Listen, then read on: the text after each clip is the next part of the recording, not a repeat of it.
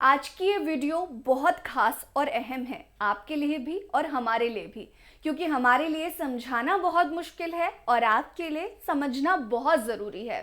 आज बात करेंगे बाबा साहेब की उन 22 प्रतिज्ञाओं के बारे में जिन पर बवाल मचा हुआ है। राजेंद्र पाल गौतम का जो केस है ये हम सभी के सामने है। आखिर ऐसा क्या था उनकी उन प्रतिज्ञाओं में जिस पर बवाल मचा हुआ है, ये समझना वाकई बहुत ज़रूरी है कि बाबा साहेब की वो 22 प्रतिज्ञाएं आखिर थी क्या। वैसे तो भारत को संकल्प और प्रतिज्ञा का भी देश कहा जाता है, क्योंकि आप यहाँ पौराणिक कथाओं से लेकर नई पीढ़ी के वैज्ञानिक सोच तक को देख लें, आपको हर जगह संकल्प का एक बड़ा अहम रोल देखने के लिए मिलेगा। आप वेद पुराणों से लेकर बुद्ध तक या विवेकानंद से लेकर अंबेडकर तक को सुन ले, आपको हर जगह प्रतिज्ञाएं जरूर मिलेंगी।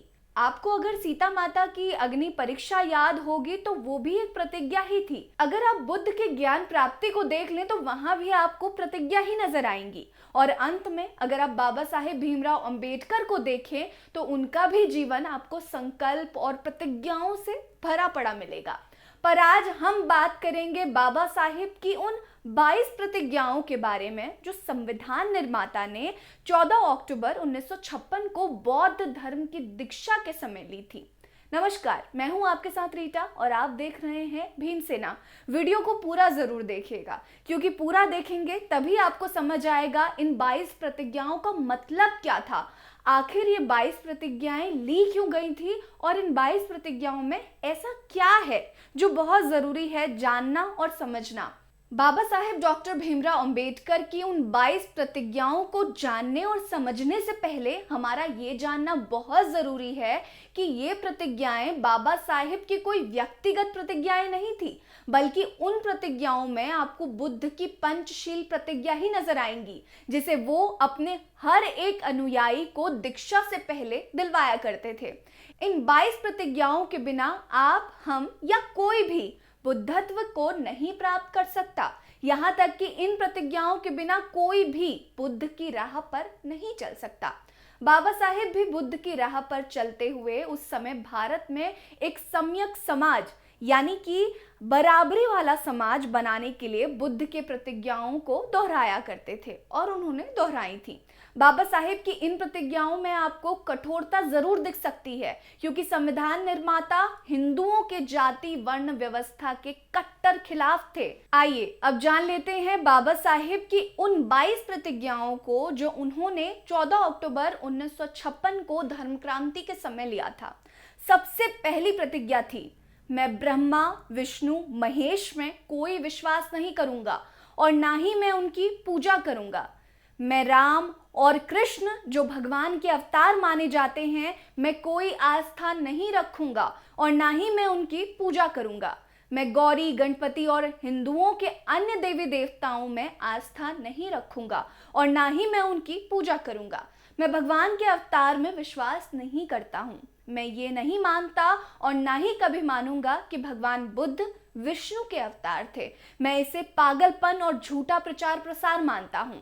मैं श्रद्धा या श्राद्ध में भाग नहीं लूंगा और ना ही पिंडदान दूंगा। मैं बुद्ध के सिद्धांतों और उपदेशों का उल्लंघन करने वाले तरीकों से कार्य नहीं करूंगा। मैं ब्राह्मणों द्वारा निष्पादित होने वाले किसी भी समारोह को स्वीकार नहीं करूंगा। मैं मनुष्य की समानता में विश्वास करता हूँ। मैं समानता स्थापित करने का प्रयास करूंगा। मैं बुद्ध के अष्टांगिक मार्ग का अनुसरण करूंगा। मैं बुद्ध द्वारा निर्धारित परमितों का पालन करूंगा। मैं सभी जीवन प्रणाली के प्रति दया और प्यार भरी दयालुता रखूंगा तथा उनकी रक्षा करूंगा। मैं चोरी नहीं करूंगा। मैं झूठ नहीं बोलूंगा। मैं कामुक पापों को नहीं करूंगा। मैं शराब ड्रग्स जैसे मादक पदार्थों का सेवन नहीं करूंगा। मैं महान अष्टांगिक मार्ग के पालन का प्रयास करूंगा एवं सहानुभूति और प्यार भरी दयालुता का दैनिक जीवन में अभ्यास करूंगा। मैं हिंदू धर्म का त्याग करता हूँ जो मानवता के लिए हानिकारक है और उन्नति और मानवता के विकास में बाधक है, क्योंकि ये असमानता पर आधारित है और स्वधर्म के रूप में मैं बुद्ध धर्म को अपनाता हूँ। मैं दृढ़ता के साथ ये विश्वास करता हूँ कि बुद्ध का धर्म ही सच्चा धर्म है। मुझे विश्वास है कि मैं फिर से जन्म ले रहा हूँ इस धर्म परिवर्तन के द्वारा। मैं गंभीरता एवं दृढ़ता के साथ घोषित करता हूं कि इस धर्म परिवर्तन के बाद अपने जीवन का बुद्ध के सिद्धांतों व शिक्षाओं एवं उनके धर्म के अनुसार मार्गदर्शन करूंगा। अगर आप इन प्रतिज्ञाओं को ध्यान से पढ़ें तो आपको ये समझ आएगा कि सबसे ऊपर की 8 प्रतिज्ञाएं आपको किसी चीज को नकारते हुए लफ्जों में मिलेंगी।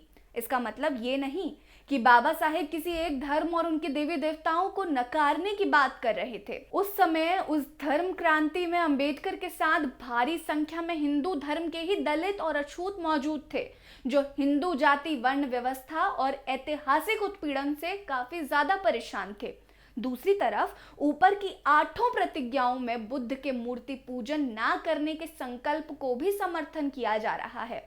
इसलिए अगर आप एक हिंदू हैं या कह लें कि आप एक कट्टरता वाले हिंदुत्व के फॉलोअर हैं, तो आपको अंबेडकर के इन 8 प्रतिज्ञाओं में हिंदू देवी देवताओं के प्रति विरोधाभास ही सुनाई पड़ेगा। लेकिन हिंदू धर्म का सबसे बड़ा ग्रंथ गीता और बुद्ध दोनों ये कहना चाहते हैं या कहते हैं कि जब तक आप अपने अंदर से कुछ खाली नहीं करोगे तब तक आप एक बराबरी वाले समाज की दिशा में नहीं बढ़ सकते। इस पर एक बहुत मशहूर कहावत भी है कि आप बिना किसी चीज को नकारे किसी नई चीज को स्वीकार नहीं कर सकते।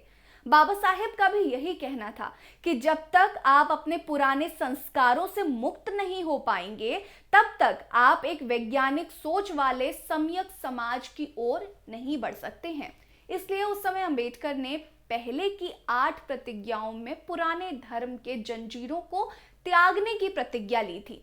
बुद्ध और अंबेडकर एक और कारण से ईश्वरवाद को नकारते थे, क्योंकि बुद्ध कहते थे कि अगर आप किसी ईश्वर को अपना पहला और आखिरी विकल्प मानने लगते हैं तो आपके अंदर से चीजों को वैज्ञानिक दृष्टिकोण से देखने की शक्ति खत्म हो जाती है।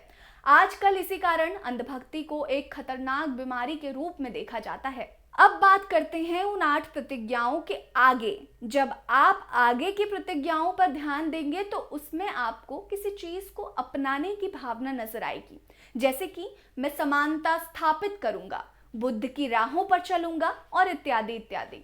इन प्रतिज्ञाओं को आप देखेंगे तो इनमें बुद्ध के पंचशील को अपनाने की बात कही गई है। आखिरी में जब इन सभी प्रतिज्ञाओं को एक साथ देखें तो आपको ये महसूस होगा कि अगर आप एक समता और विकासशील समाज बनाना चाहते हैं तो आपको अपने पुराने धर्म के जंजीरों से आगे बढ़ना होगा। और ये सभी धर्मों के लिए है, चाहे वो हिंदू हो, मुस्लिम हो, सिख हो या फिर ईसाई हो। जैसे आप अपने पुराने कपड़ों को उतारे बिना नए कपड़े नहीं पहन सकते, जैसे आप अपने पुराने पापों का पश्चाताप किए बिना नई जिंदगी नहीं जी सकते, ठीक वैसे ही समता और विकासशील समाज के लिए आपको अपनी पुरानी चीजों का त्याग करना पड़ेगा और वैज्ञानिकता को पूरी तरह से अडॉप्ट करना पड़ेगा। यही विचारधारा थी अंबेडकर की, बुद्ध की, और जो भी लोग बुद्ध धर्म को अपनाते हैं या इस पर फॉलो करना चाहते हैं उन सब की। इस वीडियो से या फिर इन प्रतिज्ञाओं से हम किसी भी धर्म की या फिर किसी की भावनाओं को आहत नहीं करना चाह रहे।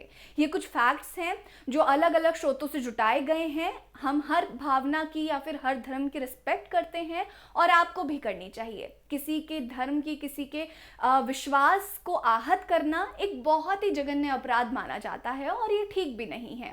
आप अपने धर्म को फॉलो कीजिए और सामने वाले को अपने धर्म को फॉलो करने दीजिए, क्योंकि एक लोकतांत्रिक देश में जब हम रहते हैं तो हमारे पास ये राइट्स होते हैं अपनी आइडियोलॉजी दूसरे के सामने पेश करने की, अपने विचारों को सामने रखने की। तो आपके पास भी ये राइट है। आपको वीडियो कैसा लगा हमें कमेंट सेक्शन में कमेंट करके जरूर बताइएगा।